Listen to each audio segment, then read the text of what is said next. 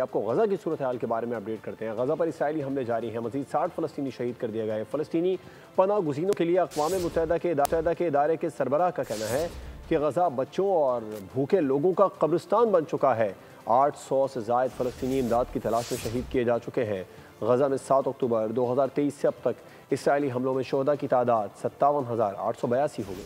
غزہ میں اسرائیلی افواج کی جانب سے نسل کش حملے جاری۔ آج تازہ حملوں میں 80 فلسطینی شہید کیے گئے، جن میں 30 افراد امداد کی تلاش میں تھے۔ مئی سے اب تک غزہ کی تلاش میں نہتے 800 فلسطینی شہید کیے جا چکے ہیں۔ انروا چیف نے کہا کہ فلسطینیوں کے پاس بچنے کا کوئی راستہ نہیں، ایک طرف موت ہے تو دوسری جانب بھوک۔ ہمارے اصول اور اقدار دفن ہو رہے ہیں۔ بھوک کے مارے بچے خوراک کے حصول کے لیے انتہائی مشکلات سے دوچار ہیں۔ غزہ میں اسلامی یونیورسٹی کے ارد گرد اسرائیل نے بم برسا دیے۔ اسرائیلی جنگی جہازوں نے زیتون کے علاقے میں بمباری کر دی۔ اسرائیل کا مقصد صرف فلسطینیوں کی نسل ختم کرنا ہے۔ وہ چن چن کر بچوں کو قتل کر رہا ہے۔ فلسطینی نوجوانوں نے حقائق بتا دیے۔ حماس ترجمان ابو عبیدہ نے غزہ کے عوام کی حمایت کرنے پر افغانستان کو خراج تحسین پیش کیا۔